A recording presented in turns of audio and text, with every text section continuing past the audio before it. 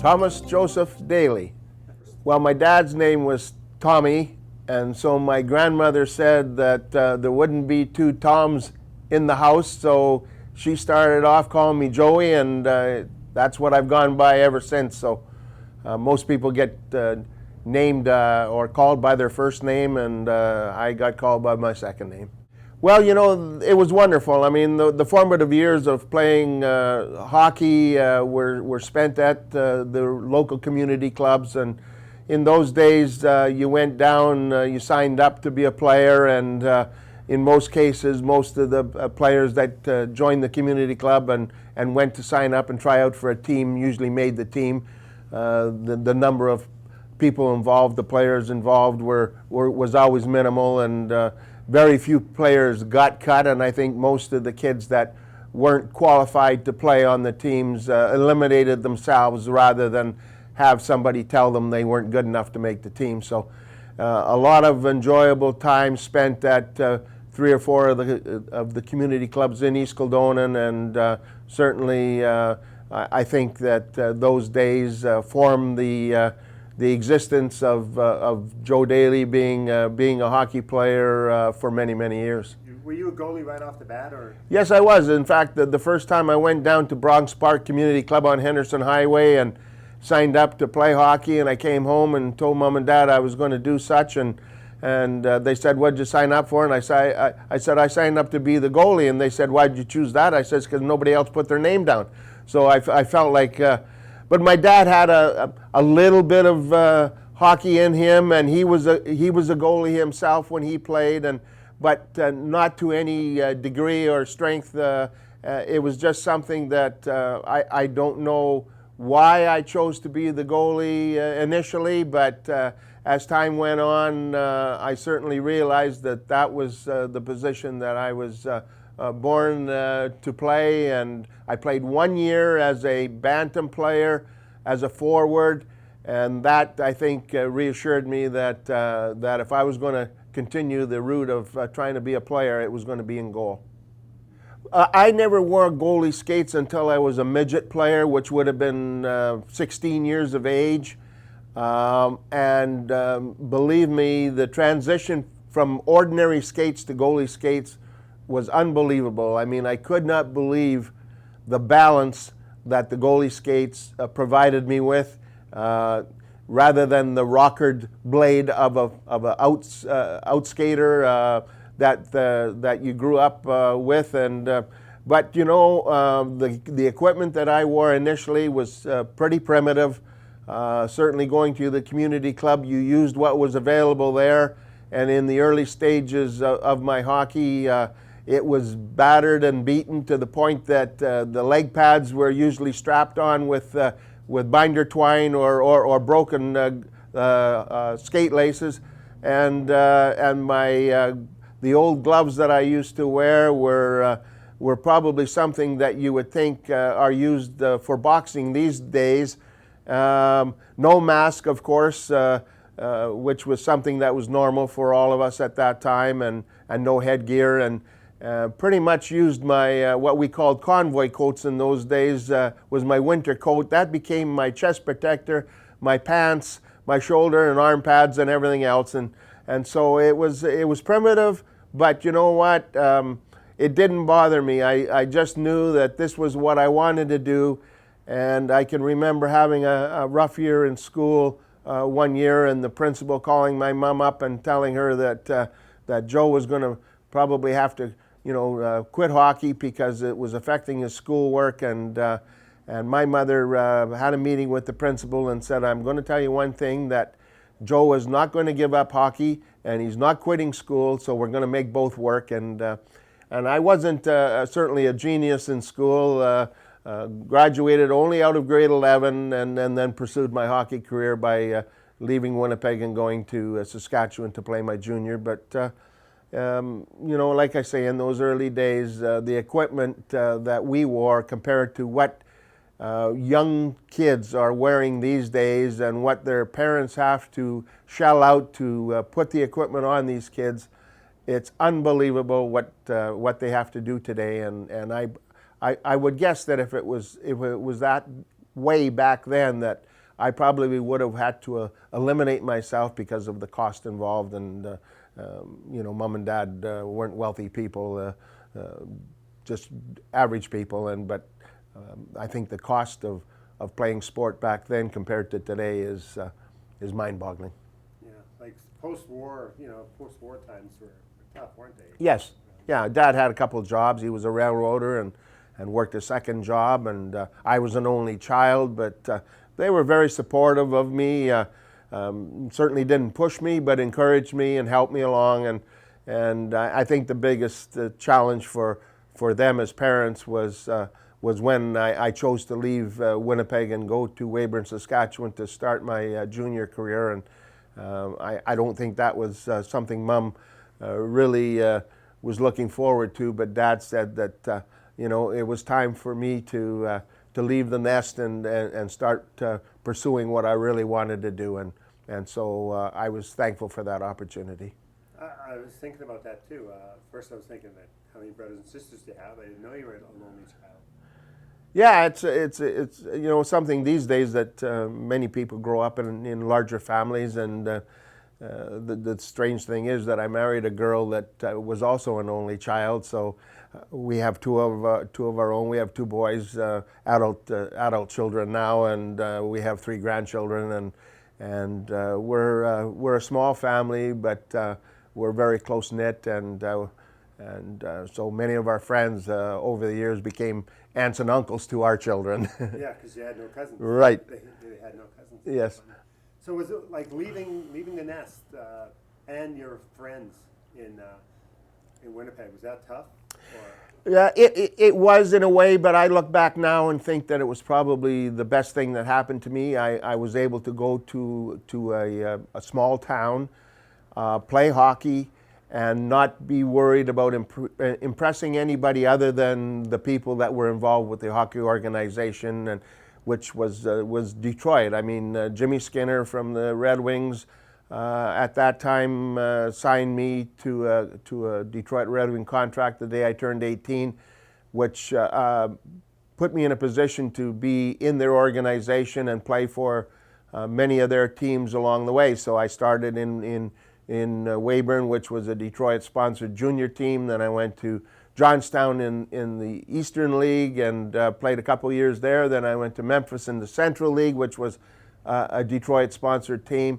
Then Pittsburgh in the American League before I, in '67, was drafted by the Penguins to when the National Hockey League changed from 6 to 12 teams. So that was the first time I was actually drafted, and because back in the early days, these teams could put you on their negotiation list, I guess you would call it, and retain your rights. So, it really wasn't until 1972 when Bobby Hull challenged the Blackhawks and the reserve clause that players realized that there was an option. We really didn't have an option through all those years because if a team wanted to have you on their list or sign you, even though it was a one-year contract you were signing, it seemed to be in perpetuity where they, even though the contract ended at the end of the hockey season,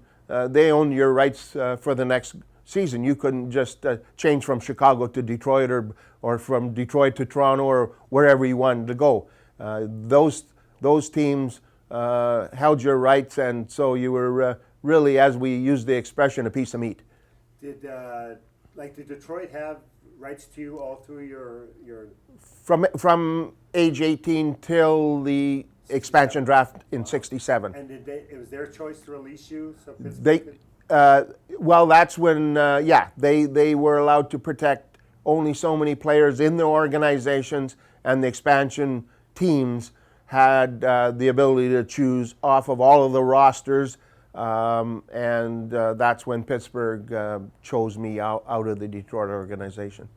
Did it seem like a tough nut to crack prior to the draft? I mean, prior to the expansion in '67? No doubt about it. I mean, my first experience of going to a Detroit training camp where I was actually looking for a job, I had no more junior eligibility left. I went to training camp there was 10 pro goaltenders already signed in the organization, and I was looking for a job. So many players, many people decided that hockey was not going to be the route that they were going to choose to earn a living, and would pack it up, stay at home. The money was very minimal, so that they could probably get a job in their hometown and make as much money, if not more, than they could as a player. So many good players did not choose to pursue a career, where I just felt like as long as I could play hockey, I would, and I always felt that there was going to be a place for Joe to play, and so that's what kept me going. And were you married at the time? Did that help? No, not initially. The first year I was in Johnstown, I was single. The second year we were married, and I'm proud to say that 49 years later, I'm still with the same lady. Awesome. But like, was it easier? Was it hard for some of the guys? Were they starting families, so they had to really like, okay, this is why. Yeah, I think back in those days, maybe more so than today, that you would find young people were engaging in marriage and starting families early on in life. Where nowadays, I think there's a lot of young people that I don't want to say procrastinate, but they certainly put off the engagement of marriage for later on. Maybe it's the society we live in, whereby young ladies are getting good jobs, and whereas in our era when we grew up, Dad worked and Mom raised the family, and so there wasn't a lot of situations where both family parents were working, and so when I started, I went away, and but I had the love of my life back here in Winnipeg, and I actually flew her into Johnstown to get engaged, and the following year we came back to the same city as a married couple. And did you come to Winnipeg when the season was over every year? Did you come back here to stay? Yes. Winnipeg was home, and so and it always was home until 1980. We chose to leave Winnipeg for 4 years, and we went out to BC. But Winnipeg was always home. Certainly, always a place that we came back to every season after the season was over, and when I got the chance to come home and play in '72, it was certainly very welcomed on our part. Did you let? We're jumping ahead more far than I expected right off the bat, but we're here. Did you let Benny Haskin know that you were available, or did they just contact you? No, Billy Robinson, who was the director of player personnel for the Jets at that time, was my first contact with the Winnipeg Jets, and he approached me and asked me if I would be interested in possibly coming home to play in this new league, and I said that it would be something that I would certainly consider, and it went from there to the point that I had pretty much agreed to do that. I was in Detroit in 1971-72, so we had some private player meetings whereby we started to discuss the fact that there was rumors of this potentially new league starting up, and so we were familiar with the fact that this might happen, and then when I was contacted by people from the Winnipeg organization, I really gave it some serious thought and consideration, and chose to come home. What were the players' thoughts around that, like the private meetings that you were saying? What were the players' thoughts that a new league's coming in? Well, I think initially what it was going to do was it was going to provide players that were either unhappy or unsettled in where they were playing. It was going to give them a chance to move on. It should, we thought, help potentially increase salaries, because not necessarily a bidding war, but now the players had an option of where they would be playing or could play. And so I think we thought that that potential was going to be there, and certainly in my case, that was one of the issues, was that I had a chance to double my salary by leaving Detroit and coming home to Winnipeg, and I didn't see that happening in Detroit. I was unhappy there, even though that was the organization I had grown up in. In 1971 was my first opportunity to actually play for them in the National Hockey League, and the season didn't go the way I wanted it to, so I was certainly not looking for an opportunity to leave, but when it was presented and the opportunity was to be able to maybe come home and play, it was something that I had to take a strong look at and did, and took the gamble because Bobby hadn't signed yet for the Jets, and there was a lot of uncertainty as to the strength of the individuals that were owning the teams in the cities that were potentially going to start, and so there was a lot of questions unanswered, but with Benny, he put money in escrow, so I was protected certainly for the first 3 years of my initial contract, and but you know, I look back now and still think it was a tremendous gamble on my part and many other players' parts, and I always say that when Bobby signed in Winnipeg, that was my insurance policy. Yeah. 60. Actually, just had a brief encounter there.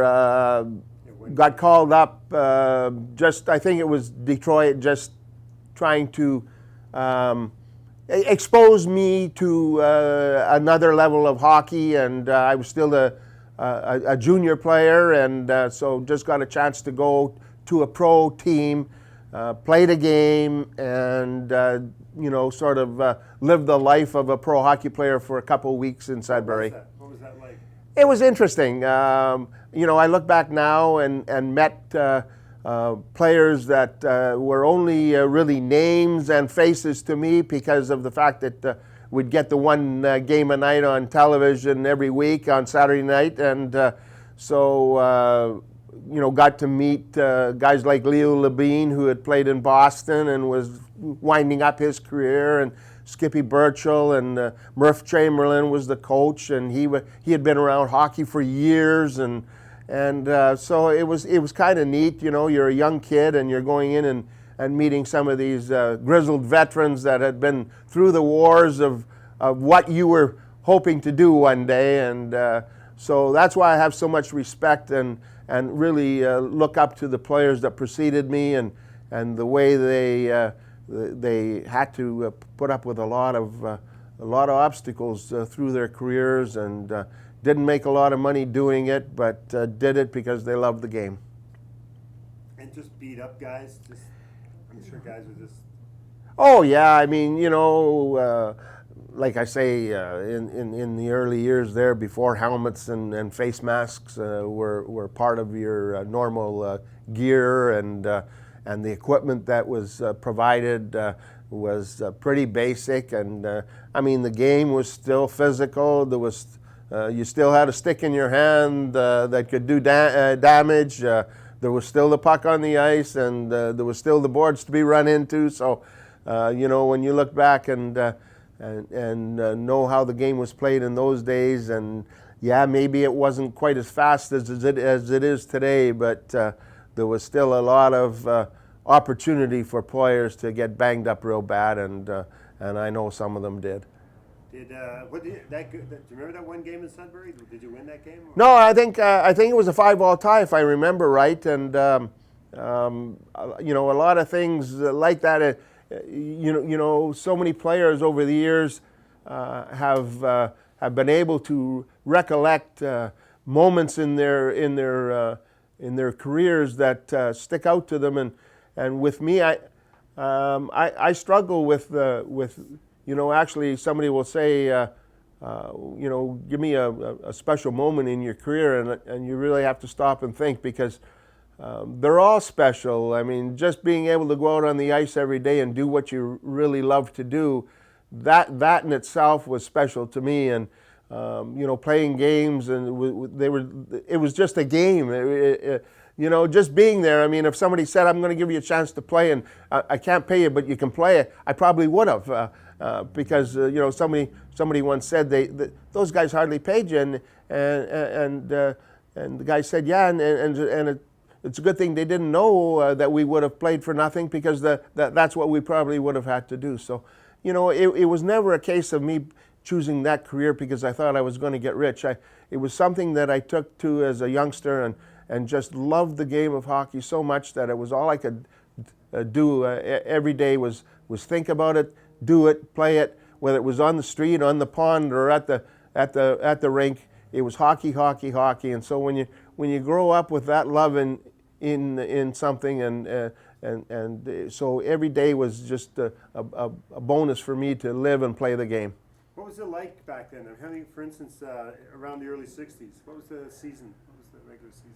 Well, generally, you'd be looking at about a 60 or 65 game schedule in around there. Then they pushed it up, I think, to 68 or 70, and so as the teams got added, and there was always more games. I think in the Central League there, my first year as what I considered to be a pro, I think we played somewhere in the 62, 64 range as far as games go. But, also a lot of times on those teams, one goalie played all the games, and it wasn't a case of sharing games. And so, you learned how to play a full season in a hurry, and did it in junior, and then just carried on through to the minor pro leagues, and generally you played most of the games or all the games.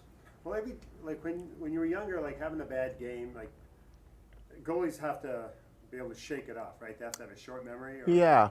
And how was that? It's like you walk back to the bench. Sorry, Well, guys. the thing is that, as I just mentioned, you were the only goalie, or pretty much. I mean, there might have been a guy kicking around, but they really didn't want to play him because he wasn't very good. So you didn't have a chance to brood about it. You didn't have a chance to really worry about it. You weren't looking over your shoulder with the effect that, well, geez, if I don't play well, the guy's got my partner's coming in, I might not get back in the net. You had a bad game. You went out the next night and tried to improve on it, and so it wasn't until probably I reached the NHL level that it would be in my mind that, man, if I don't play well tonight and we don't win, that's not going to be very good. I mean, prior to that, it was just go and play. Give it your best shot. You lose, you're going to win the next one.